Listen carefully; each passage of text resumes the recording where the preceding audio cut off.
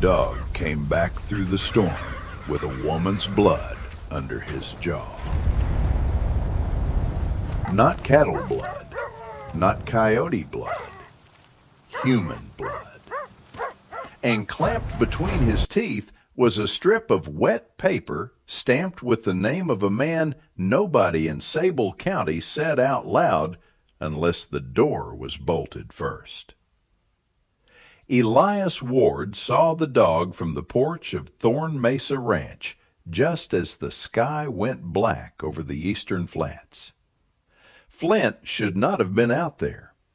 The old red heeler had one torn ear, a white scar across his muzzle, and a limp that showed up whenever the weather turned mean.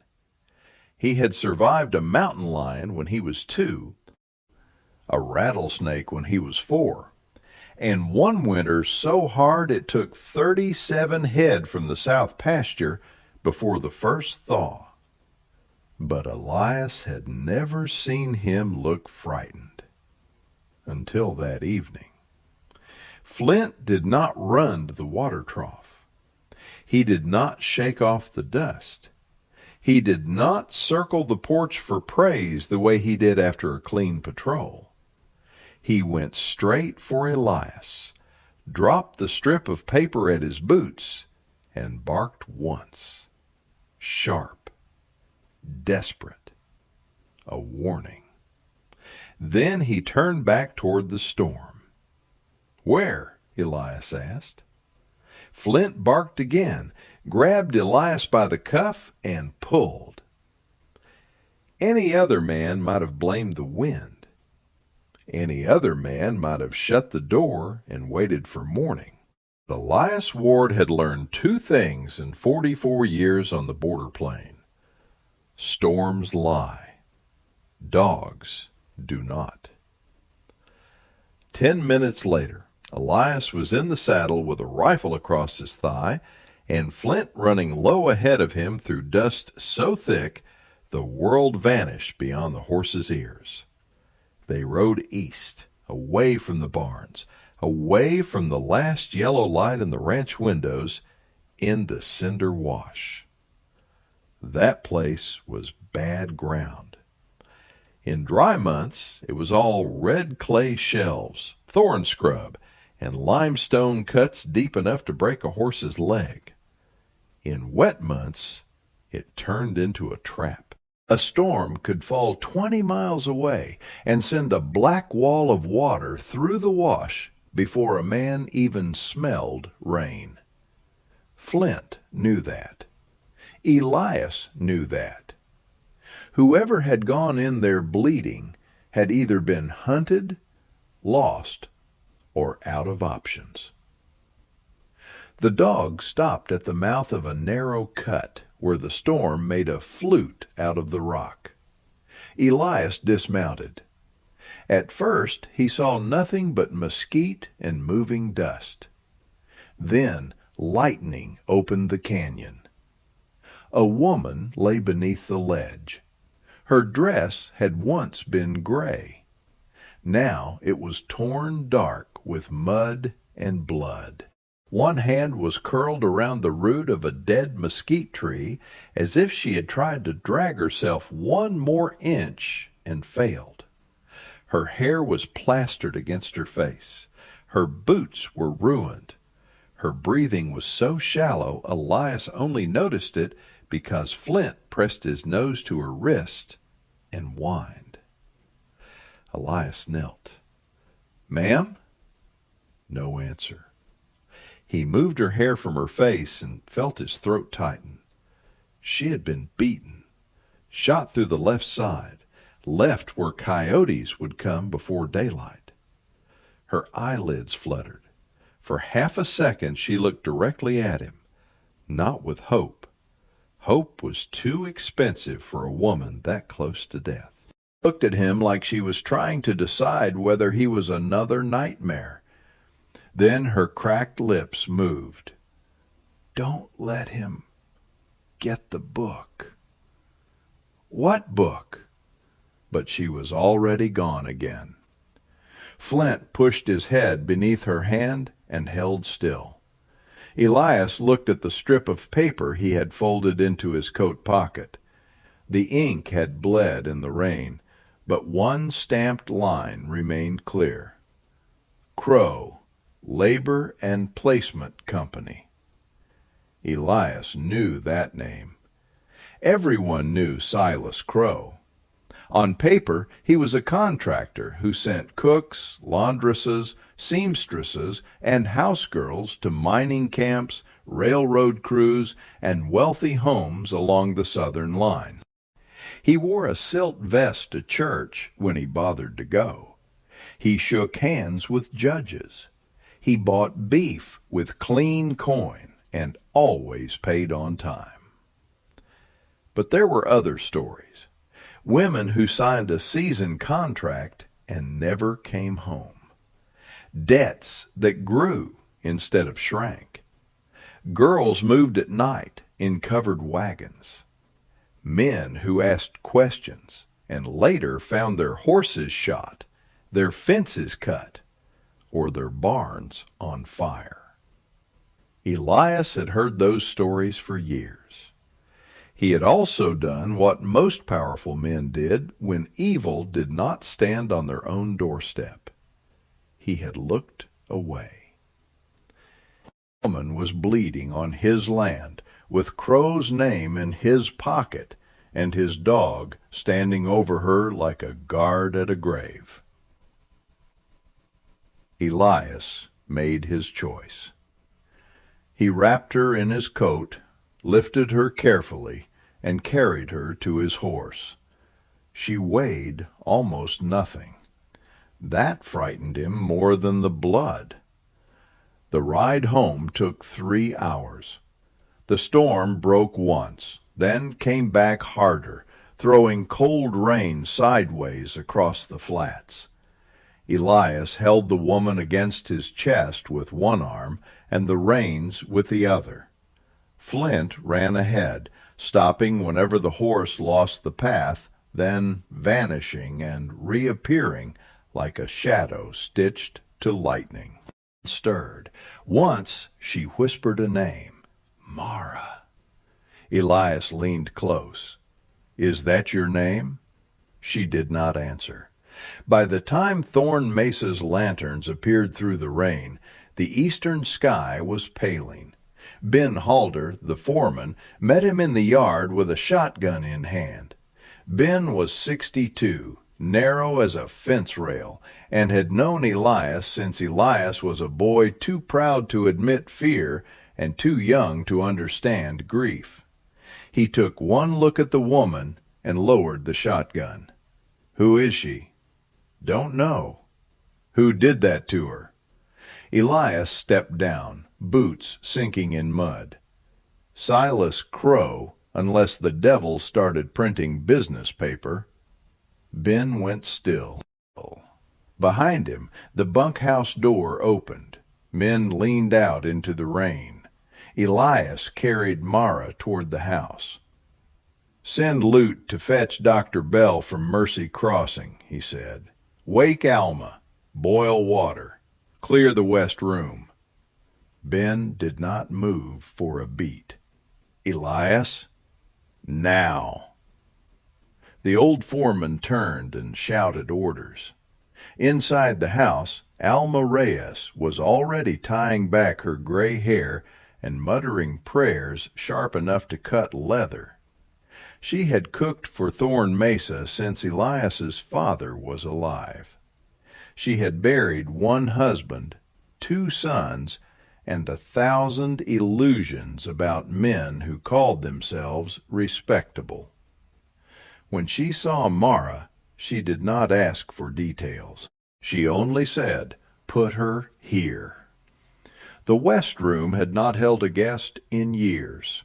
Elias rarely used it, because the window looked toward the old cottonwood where his wife once hung laundry in the morning light. His wife, Ruth, had been dead 9 years. A stray bullet in Mercy Crossing. A bank quarrel that was not hers. A grave with roses that never grew right. Elias placed Mara on the bed and cut away enough cloth to find the wound. The bullet had gone through, but the flesh around it was hot and angry. Infection was already starting. Bruises darkened her ribs. Her wrists carried marks that looked too old to belong to the chase that nearly killed her. Alma saw them too. Her face hardened. Men did this. Yes. Then men will come for her. Elias poured whiskey over a cloth. Let them. Dr. Bell arrived near noon with a medical bag, mud to her knees, and anger already in her eyes. Harriet Bell was 58, widowed, and the only physician within 40 miles who could remove a bullet, deliver a breech baby, and call a sheriff a coward in the same afternoon without raising her voice.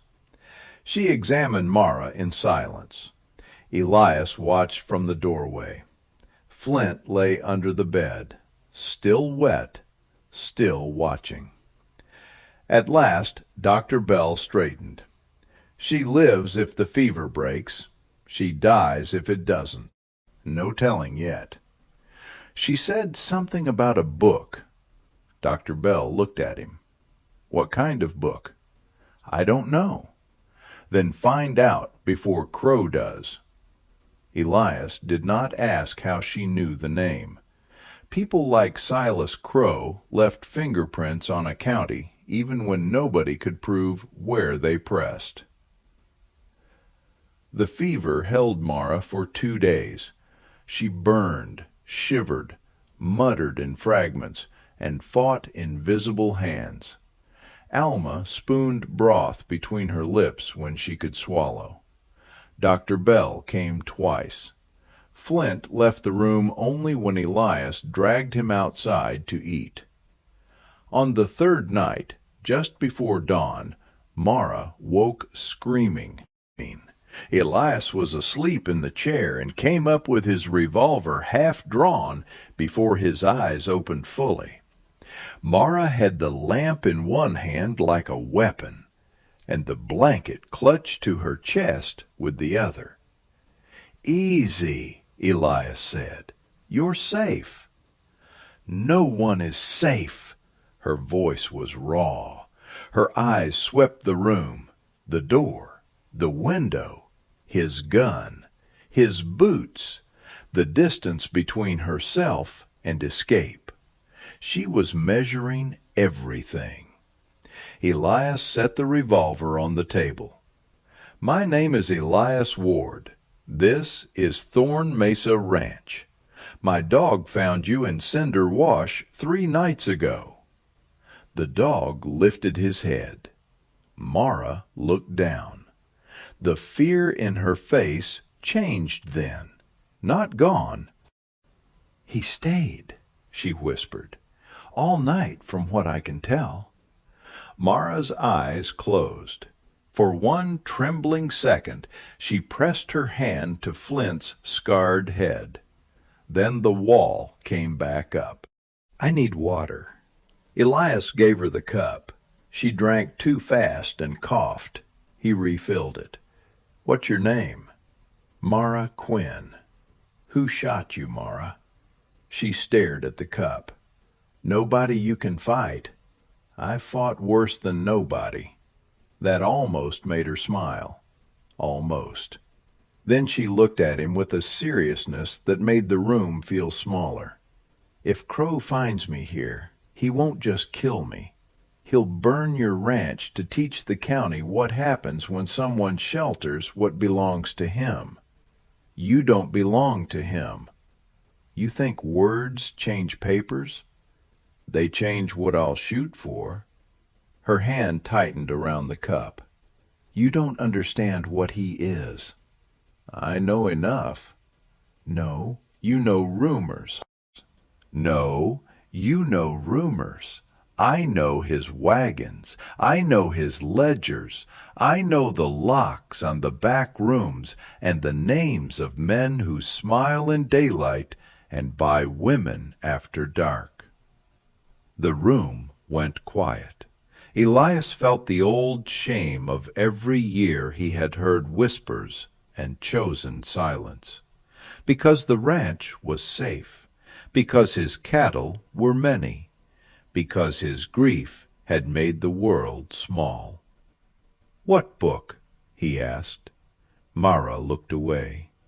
"If I tell you, you'll send me out. I dragged you out of a flood wash with a bullet in you.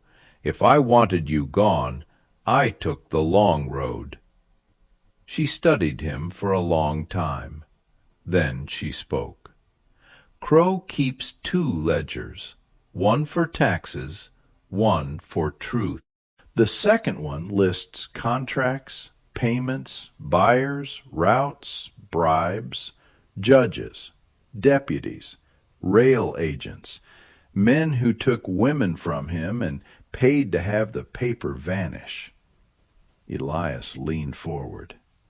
"You stole it." "I copied enough pages to hang half the county." "Where are they?" Mara's face went pale. "In the lining of my boot." Elias turned toward the chair where Alma had placed the ruined boots after cutting them off. They were gone. For the first time since Flint came back bloody, Elias felt real cold. He crossed the hall. The boots were not by the stove, not in the washtub, not on the porch. Ben found the answer 10 minutes later. New Hands, a quiet drifter named Poe Gant, had left before dawn. So had his horse. The tracks pointed east, toward Crowe. Elias stood in the yard with rain dripping from the brim of his hat and the whole ranch slowly waking around him. Mara's proof was gone. Crowe had a man inside the ranch, and the woman upstairs had just become more dangerous alive than dead. Ben came beside him. "I'll take 6 men and ride him down." "No." "Elias, if he stole the boots, Crowe knows she's here. Chasing him blind gives Crowe exactly what he wants. We hold the ranch." Ben's jaw worked. "How many hands do you want armed?" "All of them." Thorn Mesa had 39 men on payroll that month. Some were cowboys. Some were fence riders. A few were old soldiers who drank too much and slept with knives under their pillows. Most had signed on for wages, beef, and steady work. Not a private war against the richest trafficker between Sable Mesa and the rail line. Elias gathered them in the main barn before supper. The air smelled of wet straw, horse sweat, and trouble. "There is a woman in my house," he said. "Her name is Mara Quinn. Silas Crowe tried to kill her. She has information that can expose him, and now Crowe knows she is here." No one spoke. Elias let them sit inside that truth. "If you stay, you may have to fight. If you leave, you'll be paid what you're owed, and no man here will call you coward." A young rider named Abel looked down at his boots. "Crowe's got deputies." "He does." "Judges, too." "Some." "He'll come legal before he comes shooting." "Yes." An older vaquero named Tomas Rivera stepped forward. "My sister's girl took a laundry contract through Crowe 2 years ago," he said. "She sent 1 letter from Jericho camp. Then nothing. If that woman upstairs can burn his books, I'm staying." One by one, others followed. Not all. 4 men chose the road before sunset. Double, and watch them ride west without anger. fear was honest. He had more respect for honest fear than borrowed courage. By dark, 35 men remained. Alma brought supper to the yard instead of the bunkhouse. Nobody complained. Rifles were checked. Lanterns were shaded. Watch posts were doubled. Mara watched from the upstairs window behind the curtain. When Elias brought food to her room, she was sitting on the edge of the bed with the stripped-down frame of a Colt revolver in her lap. "Where did you get that?" "Alma." "Of course she did. She said if men were coming to murder me, it would be rude not to greet them properly." "That sounds like Alma." Mara slid the cylinder back into place with awkward but determined hands. "You should have sent me away." "No." "You lost my proof." "I lost a thief, not the proof." Her eyes sharpened. "What do you mean?" "You said you copied enough pages." "I did." "Did you copy them from memory, or did you keep more than one hiding place?" Mara's face gave her away before her mouth did. Elias sat in the chair. "Where?" She hesitated. Then she reached for the buttons at her collar. Elias looked toward the wall. "I'm not asking you to show me." "It's sewn into the binding of my stays," she said. 6 pages. Names, route dates, payment marks. Not the whole ledger. Enough." "Then we still have a fight." "No. We have 6 pages and 35 ranch hands against a man who owns the road, the law, and half the cowards in between." Elias stood. "Then we choose the half he doesn't own." The first warning came the next morning. A dead steer lay at the main gate, throat opened clean. Crow's brand burned over Thorn Mesa's mark. Under it, carved into the mud, were 3 words: "Send her out." The hands gathered in a ring. No one made jokes. Here, then at the hills beyond the pasture, where men could hide behind any fold of rock. "Bury it," he said. "Scrub the gate. From now on, no one rides alone." Mara heard before noon. She found Elias in the tack room, where he was packing cartridges into canvas rolls. "You see," she said, "this is what he does. He starts with animals, then barns, then men." "I know." "No, you don't. Knowing is when you wake up and count who is missing before you count who survived." The words struck harder because she did not raise her voice. Elias placed another roll of ammunition on the shelf. "You want me to put you on a horse?" "I want you to live." He turned. "Those are not the same thing." Her eyes shone, furious and wet. "You think protecting me makes you righteous. Maybe it just makes you proud." He did not answer fast enough. She saw it. "This is about your wife." The room went silent. Elias had not told her Ruth's name. But grief has a shape, and people who live with terror learn to read shapes. Mara softened, but only a little. "Someone died, and no one stopped it. Now you think if you stop this, it balances the scale?" Elias stepped closer. "Nothing balances the scale." "Then why?" "Because I have land, men, rifles, money, and a name people are afraid to cross. All that is only useful for selling beef. Then it is worth less than I thought." Mara looked away. "I don't know how to be saved." "I'm not asking you to know." "What are you asking?"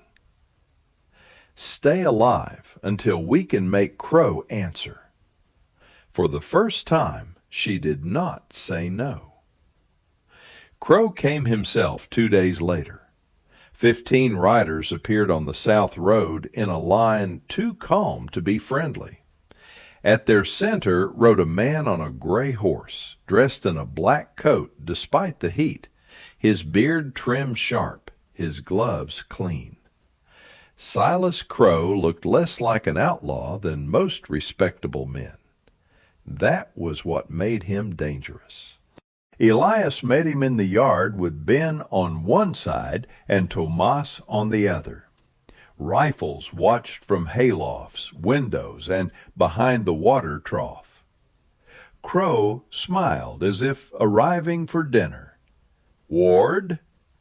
"Crowe." "I believe you have something that wandered from my care.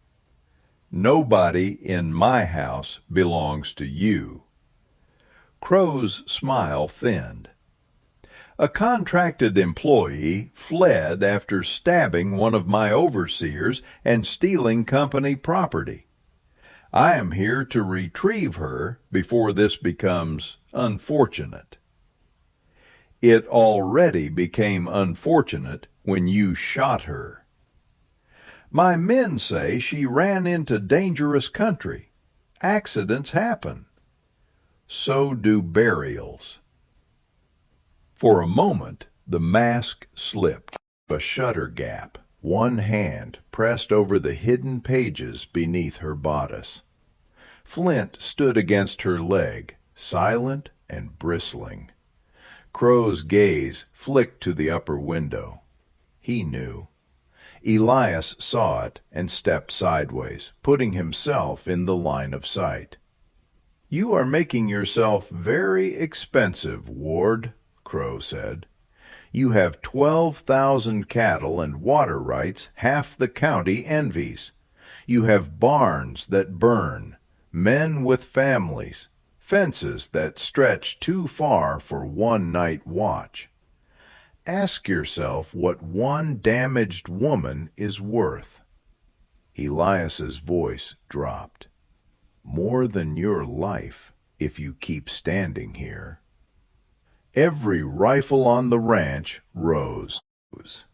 Crowe laughed once, but the sound had no warmth in it. "You have 48 hours. Send her out with what she stole, and I leave your ranch standing." "And after 48? Crowe turned his horse.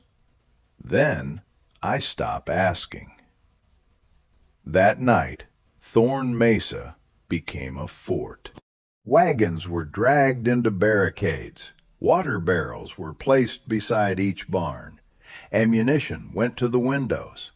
Alma turned the dining room into a surgery, laying out clean cloth, whiskey, needles, and saws with the calm hatred of a woman preparing to outlive men who deserved worse. Mara refused to stay upstairs. She found Ben in the barn and demanded a rifle. Ben said no. Alma said yes. The compromise was a Winchester and 3 hours under Tomas's eye behind the smokehouse. Mara missed the first 5 shots. Then something in her settled.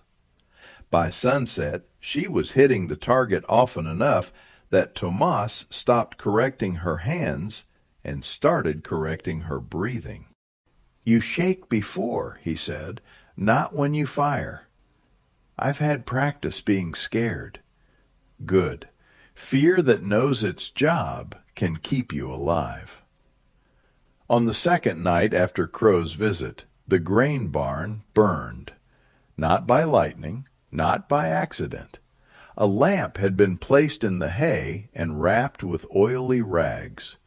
The men fought the flames until their faces blackened and their arms shook. They saved the horses. They lost the barn. At dawn, Elias found a second message nailed to the charred doorframe. The paper was from Crowe's company. It listed Mara Quinn as recovered inventory. At the bottom, in neat ink, someone had written, "Next time, the house." Mara read it in Elias's hand and went quiet in a way that frightened him. That afternoon she disappeared. The ranch erupted. Men searched the house, barn, spring house, orchard, smokehouse. Elias found the west room empty, the window unlatched, one blanket missing. Flint was gone too. Ben cursed until he ran out of breath. "She's trying to draw him away," he said. Elias was already saddling. "No, she's trying to die somewhere we can't stop her." They found the blanket at the old goat trail. Flint's tracks cut beside hers, then vanished into stone. Elias took Ben and Tomas and followed until the trail dropped toward a ruined lime kiln where the hills turned white with dust. That was where Crowe's men were waiting. The first shot hit Ben's horse. The animal went down screaming. Elias rolled behind a rock shelf as bullets chipped limestone around his head. Tomas pulled Ben clear by the collar and fired into the smoke. Below them, Mara stood with her hands tied in front of the kiln. Crowe held her by the arm. Flint lay at his feet, alive but bleeding from a cut over one eye, growling through bared teeth. Crowe called up the hill. "I told you I would stop asking." Elias aimed, but Crowe put Mara between them. "I want the pages," Crowe shouted. "All of them. Put a bullet in the dog first, then the woman, then every man you brought." Mara shouted before Elias could answer, "Don't give him anything." Crowe struck her. Elias's vision went white at the edges. But rage was useless at rifle distance with a hostage in the way. He lowered the gun. Crowe saw that and smiled. Then Flint moved, not far, not fast, just enough to sink his teeth into Crowe's boot. Crowe stumbled. Mara dropped. Tomas fired. The bullet struck the guard beside Crowe and sent him spinning backward into the kiln wall. Elias fired next, hitting the rope above Mara's wrists as she rolled behind a stack of broken stone. Then, limping and furious, laid down fire so hard Crowe's men scattered toward their horses. For 20 violent seconds the whole canyon became smoke, dust, echoes, and men yelling. Then Crowe was gone. Mara was alive. Flint was alive. But Tomas had taken a round through the shoulder, and one ranch hand lay dead on the slope with his hand still wrapped around his rifle. His name was Abel. He had been 23. The ride back to Thorn Mesa felt longer than the ride into the storm. No one spoke. Mara sat behind Elias in the saddle, one hand pressed to Flint where the dog rode across Ben's lap wrapped in a coat. Her face was pale with shock. Her lip was split again. They had that morning. At the ranch, Alma stitched Tomas first, then Flint, then Mara. When she reached Elias, he refused to sit. She slapped him. Not hard, enough. "Bleeding men don't get to play statues in my kitchen." He sat. She stitched the graze along his ribs while Mara stood in the doorway. "I killed Abel," she said. Elias looked at her. "Crowe killed Abel. He died because I ran. He died because a man who sells human beings decided no life mattered but his own. Words don't bring him back. No. That was the cruel part. Truth did not raise the dead. Abel's body lay under a clean sheet in the tack room because the ground was too wet to dig. The ranch went silent in a way no command could create. Men who had joked around danger now understood its weight. Mara went to the west room, closed the door, and finally took out the pages. Not from her stays, from inside Flint's collar. Elias stared. You moved them. The morning after Poe took the boots. I didn't trust hiding paper on my body any more. You trusted the dog? Mara touched the blood-stiffened leather collar. He found me when every person had failed me. Inside the collar, stitched beneath a strip of worn hide, were 6 folded pages covered in tiny, careful handwriting. Names, dates, payments, routes, bribes. A judge in Mercy Crossing, a deputy in Sable Ford, a rail clerk at Jericho Station, 3 mining camps, a column marked transfers. At the bottom of the final page was one name Elias knew too well, Marshal Whitlow. The lawman he would have gone to if he still believed law and justice were kin. Mara watched his face. That is why I ran, she said. Not because I stabbed a guard, because I saw the names. Crowe is not protected by shadows, by offices. Elias folded the pages. Then we do not go to the marshal. Who do we go to? Circuit Judge Calder arrives in Mercy Crossing tomorrow to hear land cases. He's not from this county. Crowe hasn't had time to buy him. Mara's eyes narrowed. You know that?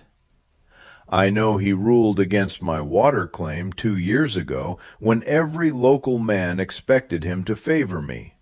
Cost me 40 acres of bottom pasture. And you trust him because he cost you land? I trust him because he could not be bought with it. The plan was simple enough to be dangerous. At dawn, Ben would take most of the visible riders west, making it look like Elias was moving Mara toward the old military road. Elias, Mara, Flint, Tomas, despite his bandaged shoulder, and 6 others would ride north through dry creek beds toward Mercy Crossing. The pages had to reach Judge Calder before Crowe realized the real route. No speeches, no glory, just paper, speed, and the kind of luck men only respect after it works. They left before sunrise. Flint rode in a sling across Elias's saddle for the first mile, then fought so hard to be put down that Elias finally let him trot.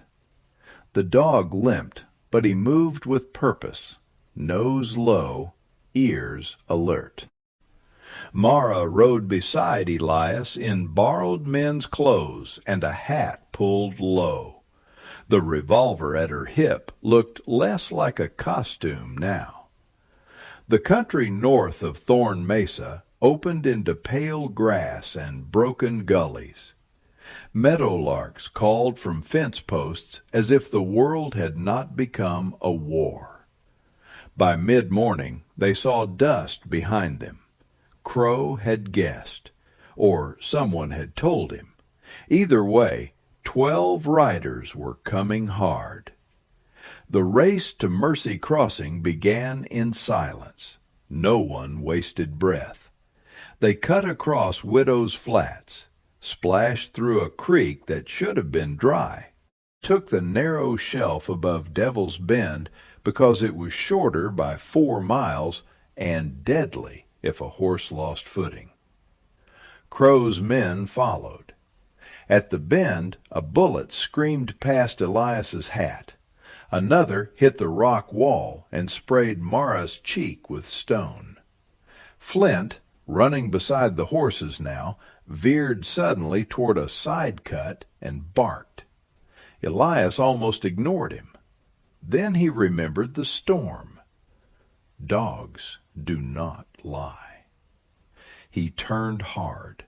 The group plunged into the side cut just as Crowe's riders thundered onto the shelf above them. 2 followed too fast. One horse slipped. The rider went down, blocking the narrow ledge and forcing the rest to halt. The delay bought 10 minutes. 2 followed too fast. One horse slipped. The rider went down, blocking the narrow ledge and forcing the rest to halt. The delay bought 10 minutes. 10 minutes was the difference between capture and town. They reached Mercy Crossing with horses lathered white and guns half empty. Main Street froze as they came in. A banker dropped his cigar. A child cried. Men in doorways recognized Elias Ward and saw blood on his sleeve. Marshal Whitlow stepped out of his office. He wore his badge bright and his revolver low. "Elias," he called, "looks like you brought trouble." Mara went rigid. Elias did not slow until his horse stood 10 feet from the marshal. "Step aside." Whitlow smiled. "I can't do that." Windows opened along the street. Faces appeared behind glass. Crowe's riders entered from the south, slower now, because public streets change how cowards measure courage. Silas Crowe rode in last. His coat was dusty. His smile was gone. "Marshal," Crowe said, "arrest that woman." Whitlow drew his gun. Elias drew faster. So did Tomas. So did Mara. For one still moment, Mercy Crossing held its breath. Then Dr. Bell opened the courthouse door behind the marshal and spoke in a voice that carried down the whole street. "Judge Calder is inside, Marshal. I suggest you be very careful what you do with that badge." Whitlow's face changed.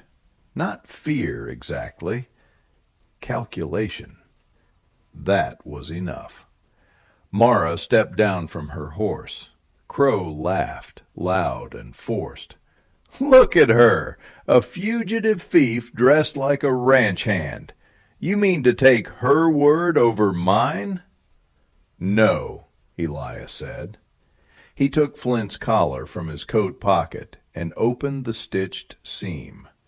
The folded pages came out dry and whole. "To take your own accounts." The street went silent. Mara walked past Whitlow before he could stop her and placed the pages into Judge Calder's hand. The judge was a heavy man with tired eyes and no patience for theater. He unfolded the first page, then the second, then the third. With each line, the color left Marshal Whitlow's face. Crowe looked toward his men, but the town was watching now. The banker, the storekeeper, the women in the laundry doorway, the mothers who had signed daughters into contracts because respectable paper promised wages, the fathers who had believed debt could be paid with one season of labor, all of them watching. Judge Calder looked up.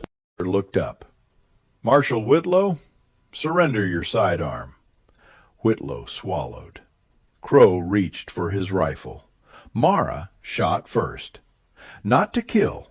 Her bullet shattered the rifle stock in Crowe's hands and sent splinters across his gloves. The next 10 seconds decided everything. Tomas covered Crowe's men from the left. Elias covered them from the right. Dr. Bell stood in the courthouse doorway, holding a shotgun like she had been born annoyed and armed. Ben and the decoy riders thundered into town from the west, having turned back the moment they saw Crowe's dust trail. Crowe's men looked at the town, the judge, the ranch rifles, the broken gun in their leader's hands, and made the first smart choice of their lives. They dropped their weapons. Silas Crowe did not. He pulled a derringer from his sleeve and aimed at Mara. Flint launched himself from the courthouse steps. The old dog hit Crowe's arm before the shot broke. The derringer fired into the dirt. Elias crossed the distance in 3 strides and struck Crowe hard enough to drop him beside the hitching rail. No speech, no warning, no dignity. Just a bad man in the mud with a dog's teeth in his sleeve, and a whole street finally seeing him clearly. By sundown, warrants were riding in every direction. Not from Marshal Whitlow. He was locked in his own cell. Judge Calder sent riders to Jericho Station, Sable Ford, the mining camps, and the White House behind Crowe's office, where the back rooms had locks on the outside. They found 17 women that first night, 7 more the next week. Some had been missing for months, some for years. One was Tomas Rivera's niece. She was alive. When she stepped down from the wagon at Thorn Mesa, Tomas made a sound no one on that ranch ever forgot. The court cases took months. Crowe hired lawyers. His friends denied knowing him. Men who had eaten at his table suddenly claimed they had always suspected something wrong. Paper burned in 3 offices. Witnesses vanished from 2 towns. 6 pages in Mara Quinn's handwriting led to 1 ledger hidden beneath a loose floorboard in Crowe's counting room. And that ledger led to names even powerful men could not erase fast enough. Silas Crowe was sentenced before winter. Marshal Whitlow went with him. So did a judge, 2 rail agents, a deputy, and 3 men who used to tip their hats at women on Sundays. Thorn Mesa changed too. At first, Elias meant to let Mara recover and choose her road. But roads look different after a person stops running. She stayed through the trial, then through spring roundup, then through the first hay cutting. She learned the accounts better than Elias's clerk. She found missing money in 3 supply contracts, reorganized the bunkhouse wages, and created a real hiring paper for women who wanted work at the ranch without owing any man their lives for it. Alma said Mara had the eyes of a hawk and the patience of a loaded gun. Ben said she argued like a lawyer with a fence post in her spine. Elias said little, but he began leaving the office lamp burning longer because he knew she would come in after supper with corrections, questions, and that stubborn tilt of her chin that made him want to be a better man before answering. Flint recovered slower than anyone liked. The cut over his eye left a second scar crossing the first. The cut over his eye left a second scar crossing the first. His limp grew worse in cold weather. He took to sleeping outside Mara's door every night, even after the door no longer locked. Even after nobody at Thorn Mesa feared footsteps in the hall. A year after the storm, Mara rode with Elias to Cinder Wash. The mesquite root was still there. So was the ledge. Rain had washed away the blood, the tracks, the place where her fingers had clawed the mud. The land kept no record. People had to. Mara stood in the wash for a long time. Flint sniffed the stones, circled once, and settled at her feet. "I hated this place," she said. Elias waited. "I thought this was where my life ended." It almost was. She looked toward the cut where the dog had vanished into storm and returned with help. "No, this is where it changed direction." Elias nodded. The wind moved through the wash, softer now than it had been that night. Mara touched Flint's scarred head. "People say you saved me." The dog blinked up at her. "But you didn't know me. You didn't know if I was good or bad. You just found someone dying and decided that was enough." Elias looked at the canyon wall, at the red stone holding heat from the afternoon sun. Maybe that is enough. Years later, when people told the story of Thorn Mesa, they made it bigger. They added more riders, more gunfire, more speeches. They made Elias braver than he felt, and Mara less afraid than she had every right to be. Stories do that. But the people who were there remembered the truth. A dog came back with blood on his jaw. A woman hid proof in the only collar she trusted. A rancher finally used the power he had spent years hiding behind. And a county learned that evil grows strongest when respectable men call silence practical. Thorn Mesa was never just a cattle ranch after that. It became a place where locked doors opened from the inside. A place where contracts were read aloud before anyone signed. A place where women fleeing bad paper, and worse men, could sleep one night without a hand on the knife beneath their pillow. Elias never called that redemption. Mara did not call it rescue. Flint, being wiser than both of them, called it home. And if there was a lesson left in the dust of that canyon, it was not that every fight can be won. Some cannot. It was not that courage comes without fear. It never does. It was this: a life can turn on the smallest mercy. A dog refusing to leave. A door opened in a storm. A man deciding, too late but not too late, that safety means nothing if it only protects the people already safe. That was the legacy Thorn Mesa kept. Not the land, not the name painted over the gate. The line.